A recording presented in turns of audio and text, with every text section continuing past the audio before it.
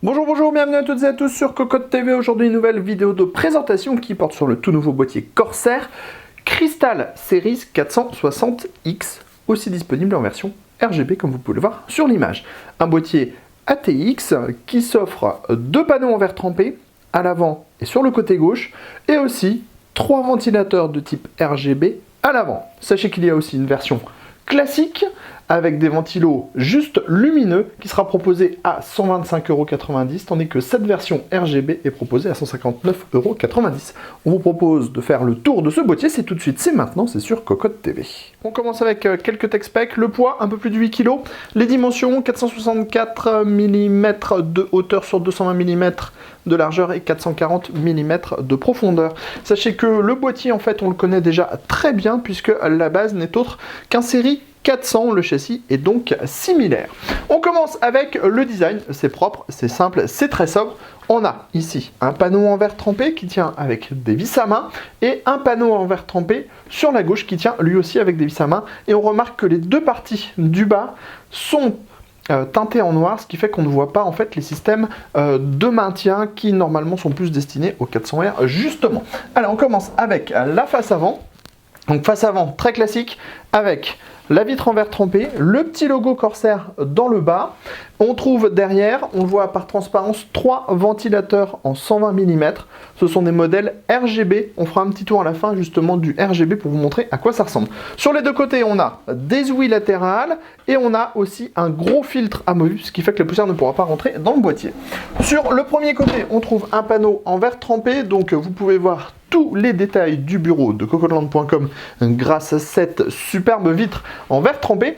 Elle est teintée, elle est maintenue avec 4 vis à main comme la partie à l'avant. On a des petits tampons en caoutchouc pour maintenir la vitre et une petite rondelle en caoutchouc sur la vis en elle-même. On ne s'attarde pas, on passe tout de suite à l'arrière. À l'arrière, on a une architecture classique qui est la même que sur celle du Carbide 400, avec ici une grille en 120 mm, où on pourra mettre un ventilateur et l'ajuster sur 3 cm de hauteur, l'emplacement de la plaque Kioshield de la carte mère, 7 slots d'extension avec des caches ajourées, montage par vis à main, l'emplacement de l'alimentation dans le bas, avec des rubbers en caoutchouc dans le fond, et bien sûr, un filtre amovible qui se défait très facilement pour protéger l'alimentation. Sur le côté droit, rien de spécifique, une porte noire, un bon traitement, c'est-à-dire que le noir est vraiment similaire absolument partout et ça s'accorde très bien. On peut donc directement passer sur le dessus. Sur le dessus, on va trouver ici le panneau de contrôle avec le lighting control, donc pour changer les couleurs.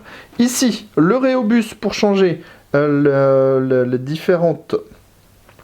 différentes fonctionnalités de la vitesse des ventilateurs. Et ici, on a une autre gestion des diodes. On y reviendra à la fin, on vous le mettra en route pour que vous puissiez voir comment ça fonctionne. Ici, le reset, la diode HDD, les entrées-sorties audio, deux USB 3.0, le power on. On remarque ici une partie en mèche, plastique aimantée, qui dissimule deux emplacements en 120 ou 140 mm.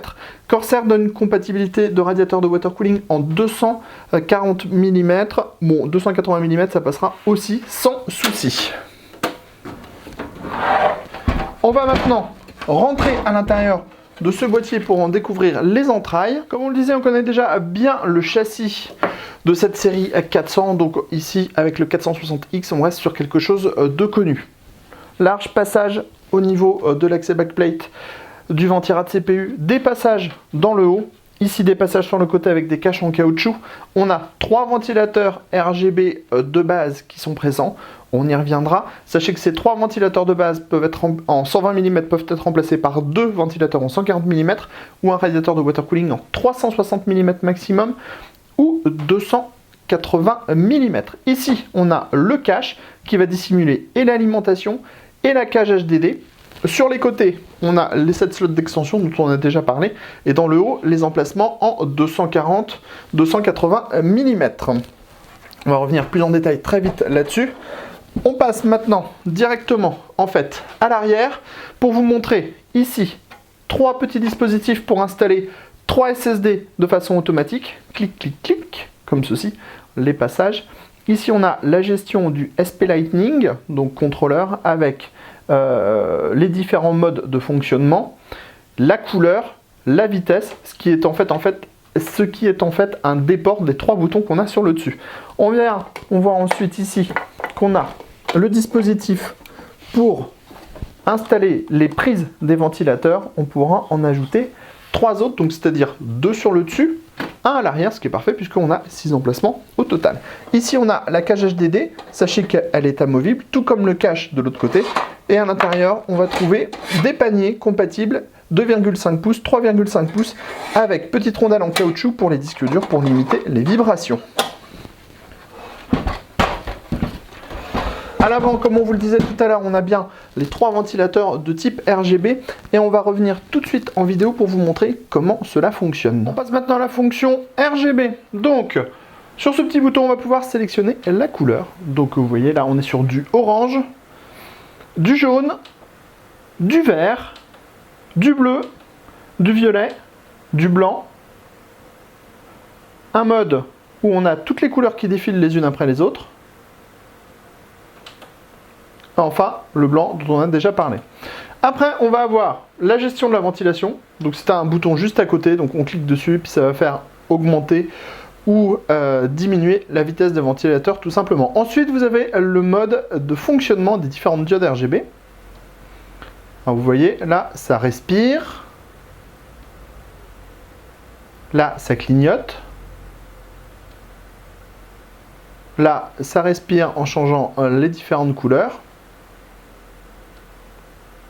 Et enfin, on a un mode qui est le mode le plus classique.